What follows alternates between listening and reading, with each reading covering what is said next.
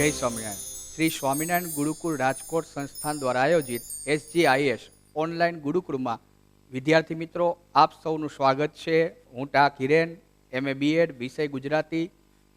અહીંયા આપણે તો કે આગલા લેક્ચરમાં આપણે કાવ્ય 5 છપ્પા ઉખાણા સ્ટાર્ટ કર્યું હતું। હવે કાવ્ય 5માં આપણે આગલા લેક્ચરમાં 2 છપ્પાની સમજૂતી મેળવી। કવિ અખા ભગત અખાના છપ્પા પ્રસિદ્ધ છે। એ અખાના છપ્પામાં તો કે પહેલા છપ્પામાં અને બીજા છપ્પામાં આપણે માહિતી પ્રાપ્ત કરી। વિદ્યાર્થી મિત્રો અહીંયા આપણે આજે ઉખાણા વિશે સમજૂતી મેળવવાની છે। ખાસ કરીને તો કે ભાઈ શામળ ભટ્ટ, કવિ શામળ ભટ્ટ કે જે એક પદ્ય વાર્તાકાર તરીકે પ્રખ્યાત છે। 18મી સદીમાં અમદાવાદ પાસેના ગોમતીપુર ગામમાં કવિ શ્રી શામળ ભટ્ટનો જન્મ થયો। શામળ ભટ્ટ વ્યવસાયે કથાકાર હતા। સંસ્કૃત, વ્રજ, ફારસી ભાષાનું એને ઘણું બધું જ્ઞાન હતું। સંસ્કૃત અને પિંગળનું પણ જ્ઞાન હતું। કોઈ પણ વાર્તાને કાવ્ય રૂપે રજૂ કરતા એટલે કે એ પદ્ય વાર્તાકાર તરીકે પ્રસિદ્ધ હતા। ગોમતીપુરના રાજા હતા રખીદાસ રાજા। એ રખીદાસ રાજાના રાજમાં શામળ ભટ્ટ કાવ્યનું સર્જન કરતા। રખીદાસ રાજાના પોતે રાજકવિ હતા શામળ ભટ્ટ। મદન મોહના, વેતાળ પચીસી, નંદ બત્રીસી, સુડો બોતેરી, ચંદ્ર ચંદ્રાવતી, પદ્માવતી, આ બધી પદ્ય વાર્તાનો સંગ્રહ કર્યો છે। હવે વિદ્યાર્થી મિત્રો અહીંયા તમને કવિ શામળ ભટ્ટનો આપણે પરિચય પ્રાપ્ત કર્યો। ખાસ યાદ રાખજો કે તેઓ પદ્ય વાર્તાકારે હતા। ધોરણ 12માં જૂના કોર્સમાં શામળ ભટ્ટનું એક પદ્ય વાર્તા પણ આવતી હતી, સત્ય મોટું શૌકો થકી, એટલે કે સત્યથી મોટું બીજું કાંઈ નથી, એવી એક શામળ ભટ્ટની ધોરણ 12માં એક પદ્ય વાર્તા આવતી હતી। હવે અહીંયા આપણે જોયું કે આગલા લેક્ચરમાં છપ્પા વિશે માહિતી મેળવી હતી કે ભાઈ પહેલા છપ્પામાં તો કે જ્ઞાનીજનો વિશે કીધું કે જ્ઞાની અજ્ઞાની વિશે કહેવામાં આવ્યું કે અનુભવ હોય તો જ્ઞાની લોકોને ક્યારેય સમસ્યામાં ગભરાતા નથી। કોઈ પણ મુસીબત આવે, સમસ્યા આવે, પણ જ્ઞાની લોકો ગભરાતા નથી કારણ કે એની પાસે અનુભવ છે, જ્ઞાન છે।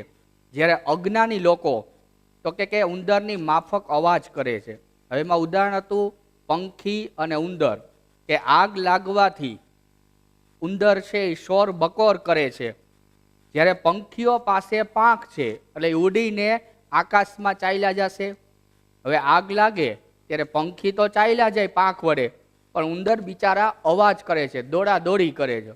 એમ કહેવાનો અર્થ કે જીવનમાં ઘણી વખત મુશ્કેલીઓ આવે, વિટંબણા આવે, ત્યારે અજ્ઞાની લોકો પાસે અનુભવ નથી, જ્ઞાન નથી, એટલે એ પણ ઉંદરની જેમ શોર બકોર કરે છે, ગભરાય છે, ડરે છે। જ્યારે પંખી જેવા જ્ઞાની લોકો એની પાસે અનુભવરૂપી પાંખ છે, એટલે કોઈ પણ મુસીબત આવશે તો એ બચી જશે। એવું આપણે પહેલા છપ્પામાં અનુભવ જ્ઞાનનો મહિમા સમજ્યો। પછી બીજા છપ્પામાં તો કે બીજા છપ્પામાં ભાવનાનું મહત્વ સમજાવવામાં આવ્યું હતું કે ભાઈ જે વ્યક્તિ ભાષાને મહત્વ આપે એને કવિ અખા મૂર્ખ કહે છે કે ભાષા શું કરે છે, ભાષાથી જ બધી રજૂઆત થાય। એવું હોય કે જેને સંસ્કૃત ભાષા આવડે એના જ બધા કામ થાય, સંસ્કૃત આવડવાથી બધાય કામ થાય એવું જરૂરી નથી। લોક ભાષામાં પણ તમે કોઈ પણ બાબત, કોઈ પણ ભાવનાને રજૂ કરી શકો છો, એટલે કે ભાષાનું મહત્વ નથી, ભાવનાનું મહત્વ છે। યુદ્ધના મેદાનમાં રાજા છે, યોદ્ધા છે, તો એ પોતાની શૂરવીરતાથી યુદ્ધ જીતે છે, એમાં કઈ ભાષણનું મહત્વ નથી। ભાષણ દ્વારા, વક્તવ્ય દ્વારા યુદ્ધ જીતી શકાતું નથી। શૂરવીરતાથી લડે તે જ યોદ્ધો કહેવાય, એટલે કે રણમાં જીતવું હોય તો શૂરવીરતા જ હોય, ત્યાં ભાષણ ન ચાલે। એમ કહેવાનો મતલબ કે ભાવનાનું મહત્વ છે, આપણી અંદર જે ભાવના છે તેનું મહત્વ છે, ભાષાનું નહીં। એટલે આપણે 2 છપ્પા સમજાતા। અહીંયા આપણે ઉખાણા વિશે માહિતી લેવાની છે। પહેલા ઉખાણામાં જવાબ આવે છે પડછાયો, બીજા ઉખાણામાં જવાબ આવે છે દર્પણ। દર્પણ એટલે અરીસો। અહીંયા જો તો કે ઉખાણાની શરૂઆત શા માટે થઈ? તો કે ઉખાણા છે એ મનુષ્યની બુદ્ધિને કશે છે, એટલે કે મનુષ્યની બુદ્ધિની કસોટી કરે છે. ઉખાણા ઘણા સમયથી આ પ્રચલિત છે કે એક વ્યક્તિ વર્ણન કરે છે, વસ્તુનું અથવા વ્યક્તિની લાક્ષણિકતા બતાવે. હવે વસ્તુ અને વ્યક્તિના વર્ણનના આધારે એનું નામ આપવાનું હોય છે, એને કહે છે ઉખાણા. ઉખાણા છે એ મનુષ્યની બુદ્ધિ કસોટીને, એટલે કે મનુષ્યની બુદ્ધિની કસોટી કરે છે, કશે છે. અહીંયા જો પેલું જે ઉખાણું છે એ પડછાયા વિશે છે, અને બીજું જે ઉખાણું છે એ દર્પણ અરીસા વિશે છે. કવિ કહે છે કે હે બુદ્ધિશાળી માણસ, તું મને જવાબ આપ. એક વસ્તુ એવી છે કે એ અચરજ લગાડે છે, એટલે કે અચરજ છે, એને જોઈને મને આશ્ચર્ય થાય છે. એને શરીર છે, શરીર ઉપર હાડકાં, વાળ, નખ, લોહી, ચામડી આ બધુંય છે. હાડકાં છે, કાયા ઉપર હાડકાં છે, નખ છે, વાળ છે, લોહી છે, ચામડી છે. અમૃત કરતાં પણ મીઠું છે, મુખમાંથી અમૃત સરે છે, અમૃત કરતાં પણ મીઠું છે. એને જોઈને આશ્ચર્ય થાય છે, જ્યાં હોય ત્યાં સાથે આવે છે. તો જો જવાબ આવશે પડછાયો. કવિને પોતાનો પડછાયો આશ્ચર્ય પમાડે છે, કારણ કે જ્યાં જાય ત્યાં પડછાયો સાથે હોય. જો શરીરમાં હાડકાં, વાળ, નખ, લોહી, ચામડી હોય પણ પડછાયા પાસે એવું કાંઈ નથી, છતાં પણ કવિને પડછાયો અમૃત જેવો લાગે છે. તો જો જ્યાં જાય ત્યાં પડછાયો સાથે હોય.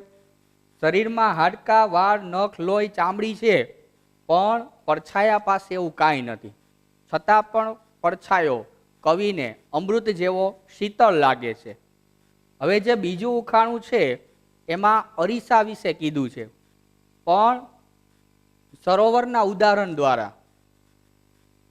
એક સરોવર નિર્મળ નીરથી ભરેલું છે, એક સરસ સરોવર છે, નિર્મળ નીરથી ભરેલું છે, એટલે કે શુદ્ધ પાણીથી ભરેલું છે. કોઈ મુસાફર એનું પાણી પીતો નથી, કોઈ મુસાફર એનું પાણી પીતો નથી. હંસ પણ એના જે કાંઠે, સરોવરના કાંઠે બેસતો નથી. હવે જો કોઈ મુસાફર પાણી પીતો નથી, હંસ એના કાંઠે બેસતું નથી, છતાં પણ સરોવર સુંદર છે, નિર્મળ નીરથી ભરેલું છે. એની પાસે જે જાય એ વ્યક્તિ ડૂબી જાય છે. એક પત્ની એના પતિને કહે છે કે સ્વામી, તમે મને લઈ આવો, એ વસ્તુ મને આપો, જેને લીધે હું 16 શણગાર પૂરા કરીશ. એને કાંઈ અસર થતી નથી, ઉલટાનો એનો દેહ તાજો રહે છે. એને કાંઈ અસર થતી નથી, એનો દેહ તાજો રહે છે, દિવસે દિવસે એનો દેહ ખીલે છે. એની પાછળ કેટલાય લોકો ઘેલા હોય છે. તો જવાબ આવશે અરીસો. નિર્મળ નીરથી ભરેલો એનો મતલબ અરીસો ચોખ્ખો હોય છે, એમાં આપણે આપણું પ્રતિબિંબ જોઈ છીએ.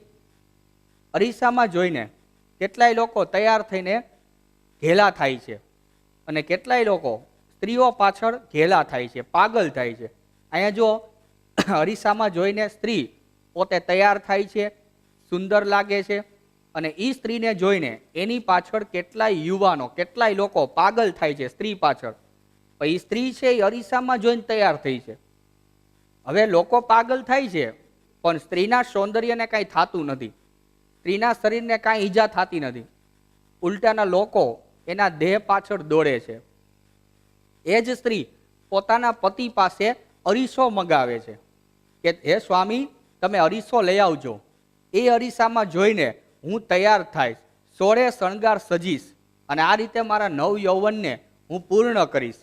એનો મતલબ કે ભાઈ અરીસામાં જોઈને સ્ત્રી પોતે તૈયાર થાય છે, અને એ સ્ત્રી તૈયાર થાય છે એની પાછળ લોકો પાગલ થાય છે, પણ સ્ત્રીને કાંઈ થતું નથી. અને એ સ્ત્રી પોતે અરીસામાં જોઈને પોતે 16 શણગાર તૈયાર થાય છે. જવાબ આવશે અરીસો, કારણ કે એને સરોવર સાથે સરખાયું, સરોવરની ઉદાહરણ આપ્યું છે. વર્ણન સરોવરનું આવે એના દ્વારા નામ છે અરીસો, દર્પણ.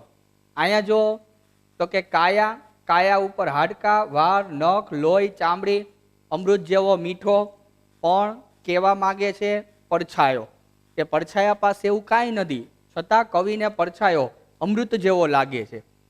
અહીંયા તો કે સરસ સરોવર, નિર્મળ નીરથી ભરેલું, કોઈ મુસાફર એનું પાણી પીતો નથી, હંસ એના કિનારે બેસતો નથી. એને જોઈને કેટલાય લોકો ડૂબી જાય છે, કેટલાય લોકો ઘેલા થઈ જાય છે. એક પત્ની પોતાના પતિ પાસે મગાવે છે અને પોતે સોળે શણગાર પૂરા કરે છે. તો જવાબ આવશે અરીસો, કે અરીસો છે એમાં જોઈને સ્ત્રીઓ તૈયાર થાય છે. એ સ્ત્રીનું રૂપ સૌંદર્ય જોઈને કેટલાય લોકો ઘેલા થાય છે અને અંતે સ્ત્રીને કાંઈ નુકસાન થતું નથી, ઉલટાનો સ્ત્રીની દેહ સૌંદર્ય વધે છે, એની શરીરની સુંદરતા વધે છે અને સ્ત્રી અરીસામાં જોઈને પોતે સોળે શણગાર તૈયાર થાય છે. વિદ્યાર્થી મિત્રો, અહીંયા આપણે કવિ શામળ ભટ્ટના 2 ઉખાણા સમજ્યા. આગલા લેક્ચરમાં આપણે અખા ભગતના 2 છપ્પા સમજ્યા હતા. અહીંયા આપણે શામળ ભટ્ટના 2 ઉખાણા સમજ્યા. એકમાં જવાબ આવશે તો કે પડછાયો અને બીજામાં જવાબ આવશે દર્પણ, અરીસો. વિદ્યાર્થી મિત્રો, અહીંયા આપણે પહેલા લેક્ચરમાં અખાના છપ્પા અને બીજા લેક્ચરમાં શામળના ઉખાણા વિશે સમજૂતી પ્રાપ્ત કરી. જય સ્વામિનારાયણ.